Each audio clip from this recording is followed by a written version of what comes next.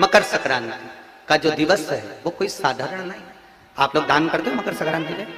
कितनी चीजें दान करते हो? और सुहागन माताओं को देते हो ना, क्या देते, कितने देते हो? 13 14 कितने हैं? 14। कौन से पुराण में लिखा है कि 14 चीज देना चाहिए? 14 चीजें दान देना है। किस पुराण में लिखा है? कोई तुमसे पूछ सकता है तो महाराज आप कह सकते हो अग्नि पुराण में वर्णन आता है। कौन से पुराण में लिखा है? अग्नि पुराण में लिखा। देवऋषि नारद भगवान विष्णु के पास जाकर पूछते हैं, नारायण कृपा करिए। भगवान विष्णु ने पूछा क्या बात है, बोलिए देवऋषि नारद क्या चाहते क्या हो बताओ। महाराज हमें इतना सा बता दो, शिव जी के यहां जाते हैं तो पहले उनके द्वारपाल से पूछना पड़ता है अंदर जाने के लिए। ब्रह्मा जी के यहां जाते हैं तो ब्रह्मा जी के द्वारपाल से पूछना पड़ता है। इंद्र के यहां जाते हैं तो इंद्र के द्वारपाल से पूछना पड़ता है। हम जितनी भी जगह जाते हैं तो कोई ना कोई द्वारपाल से हमें पूछना पड़ता है अंदर जाने के। भगवान देवऋषि नारद कह रहे हैं नारायण से कुछ ऐसी कृपा कर दो कि हमें किसी से आज्ञा लेना ही नहीं। भगवान विष्णु तो उनकी बात को बस थोड़ा सा सुने और अंदर चले गए। नारद जी को लगा हमारा तो कोई जवाब ही नहीं दिया। नारद जी वहीं पर टिक गए, खड़े रहे, नाम जाप करते रहे।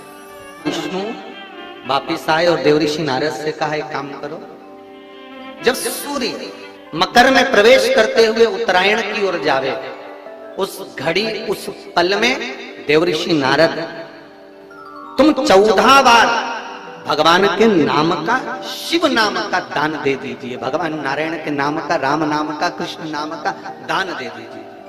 अब देखो यहां पर यह नहीं लिखा कि प्लास्टिक का डब्बा दो, समझ लेना जी अच्छे से, कि लोगों ने दान को कितना भ्रष्ट कर दिया वो बताया जा रहा है।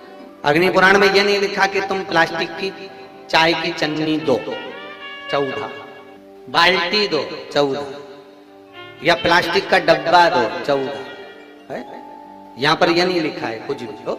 यहां क्या लिखा अग्नि पुराण में कि मकर संक्रांति के दिन जब सूर्य उत्तरायण भाव में प्रवेश करे, मकर में जावे, उस समय पर देवऋषि नारद तुम्हारे मुख से अगर 14 बार भगवान के नाम का दान 14 जीवों को दे आओगे तो किसी भी देवता के पास जाओगे तुम्हें परमिशन की जरूरत नहीं पड़ेगी, तुम डायरेक्ट प्रवेश कर जाओगे। डायरेक्ट।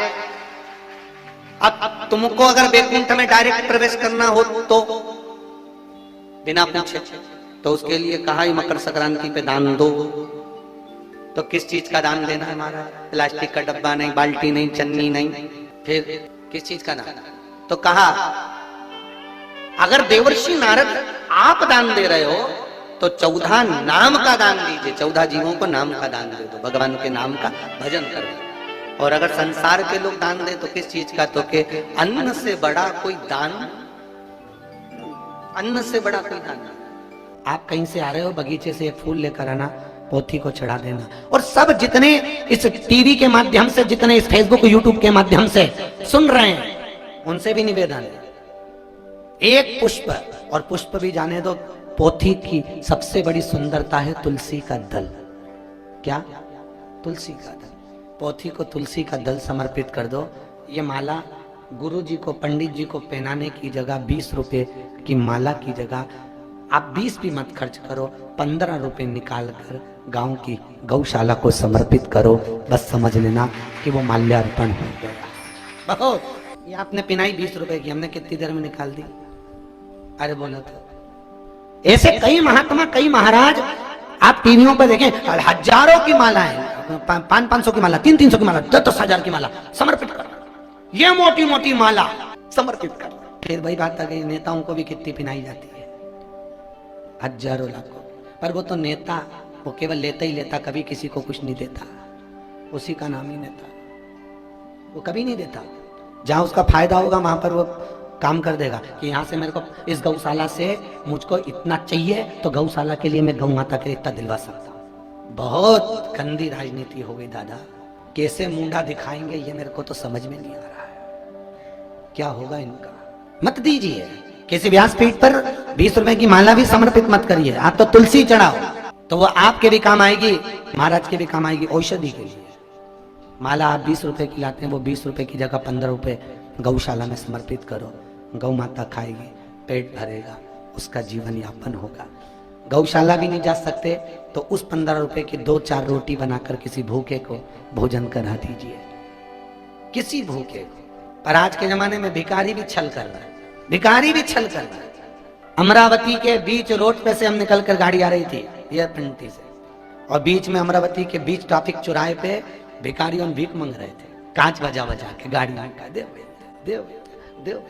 और आगे गए तो देखा कि उनके बच्चे भीख मांगकर, उनके लोग भीख मांगकर, एक अम्मा वहीं बैठी थी, वो बीड़ी धुनक रही थी, बीड़ी धुन रही थी और उसको ले जा के दे रहे। एक व्यक्ति ने, मैं भोपाल रेलवे स्टेशन की बता रहा हूं, एक सुबह के टाइम हमारी कहीं की ट्रेन थी, हम कथा करने जा रहे थे, एक व्यक्ति ने इतना अच्छा कोट एक भिखारी को दिया, एक नंबर का कोट, ठंड का समय, और कोट उस भिखारी को दिया। भिखारी ने उस कोट को लिया और लेकर वहीं आगी जल रही थी उसमें जला लिया और ताप लिया।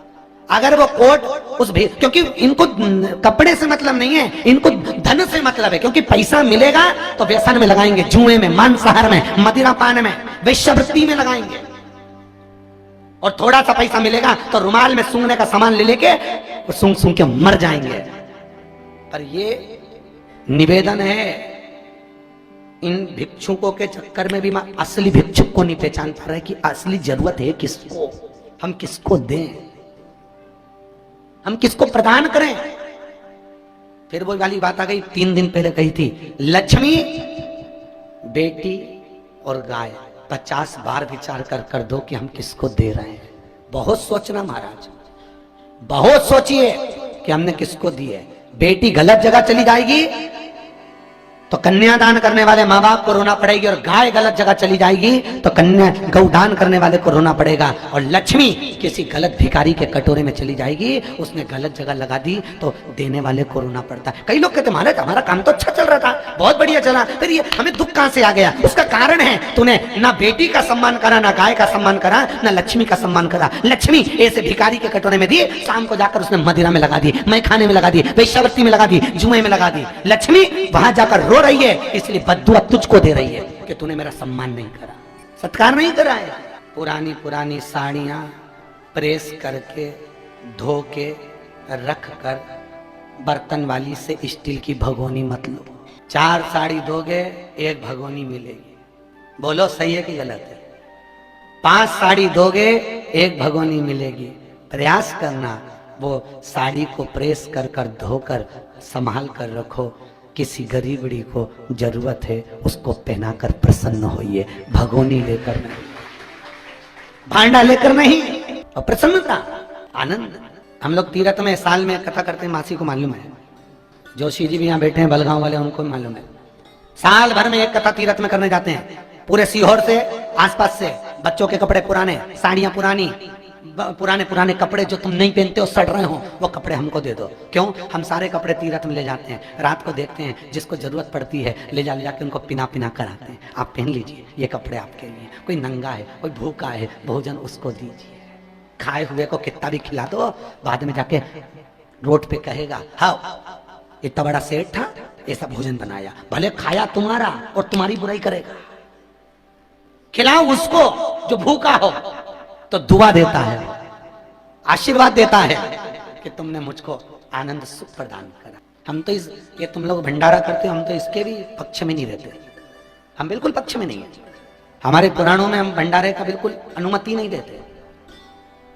क्यों कर रहे हो भंडारा? किस लिए कर रहे हो भंडारा? आप तो सब अपने घर से अच्छे हो, बोलो अच्छे हो कि नहीं हो? अरे बोलिए, घर में 2 रोटी आप खा रहे हो, अच्छे हो, भगवान नारायण की कृपा है। ये भंडारा तुम्हारे लिए नहीं होना चाहिए।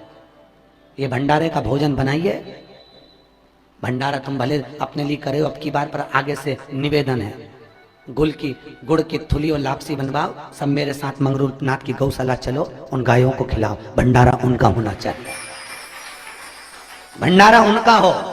पूड़ी और सब्जी बनाओ, मेरे साथ चलो अनाथ आश्रम, पूड़ी और सब्जी उन अनाथों को खिलाओ। भंडारा उनका होना चाहिए, बनाओ पूड़ी और सब्जी। और जितने लोग कथा सुनने आए हैं, कोई हलवाई नहीं लगाएगा, आप सब पूड़ी बेलो और महाराज कढ़ाई में से पूड़ी निकालेगा और वो बनाओ। और फिर कहीं बस स्टैंड पर कोई भिखारू भिक्षुक मिले, अनाथ आश्रम में मिले, वृद्धाश्रम में मिले, अंधशाला में मिले, ऐसों को भोजन कराओ, अपने हाथ की पूरी सब्जी का भंडारा इसको कहते हैं। भंडारा ये नहीं जो खाया उसको खिला दिया, हम इसके पक्ष में नहीं है, हम बिल्कुल भी पक्ष नहीं, हम कभी नहीं। ये मासी तो बोली, हम जितने हमारे जजमान हैं हम उनको फोन करके बोलते हैं कथा के बाद भंडारा ना रखिए, और रखना है तो अनाथालय चाहिए, और चलो अनाथाश्रम में, चलो वृद्धाश्रम में, चलो गौशाला में, भंडारा वहां करेंगे। और ये मासी बैठी है 108 भागवत के समय पर भंडारा करा था। किसका करा था मासी? खड़े होकर बोले इनको माइक दो, माइक दीजिए इनको, ये बताएंगे भंडारा करा था किसका करा था। सीहोर की 108 भागवत में, ऐतिहासिक भागवत हुई थी 1999 2 में। जय श्री कृष्ण। सीहोर में बहुत बड़ा यज्ञ किया था 7 दिन का, और उसमें गायों को बुला बुला कर और गायों लापसी बनाकर उनको जिमाकर उनको साड़ी ओढ़ाकर जो गाय लाया था उसको 50 रुपए देकर उसको महाराज ने विदा किया। इन्होंने, मैं खुद उस यज्ञ में बैठी थी महाराज के, और वो भंडारा इन्होंने उसी तरह किया था। पूरे सीहोर की जितनी रोडों पे गाय फिर रही थी सारी गायों को बुलवाया, लाइए गाय, और साथ में एक निवेदन भी करा कि गाय जो लाएगा उसको 50 रुपए दिया जाएगा, क्योंकि गाय कोई पकड़ने को तैयार नहीं, लाने को तैयार नहीं, भोजन कराने को तैयार नहीं। आप लाओ, आपको 50 रुपए मिलेगा। 50 रुपए के चक्कर में 1500 गाय इकट्ठी हुई थी महाराज। कितनी गाय? 1500 गाय वो 50 के चक्कर में इकट्ठी हो गई। एक एक साड़ी ओढ़ाई गौ माता को, जजमानों से कहा दीजिए, और भोजन कराया, पूरी चावल लापसी खीर मालपुए गौ माता को परोसे गए, और गौ माता ने जो खाया और वो गई, ऐसी प्रसन्नता हुई कि जीवन में इसको कहते हैं भंडारा। क्या अपन तो खाते ही रहते हैं, खिलाया उसको जाए जिसको जरूरत है महाराज, जिसको जरूरत है खाए वो खूब करिए, और आनंद सुख को धारण करिए। अपने जीवन का तात्विक सुख है महाराज जी, सबसे बड़ा दान अन्न का दान।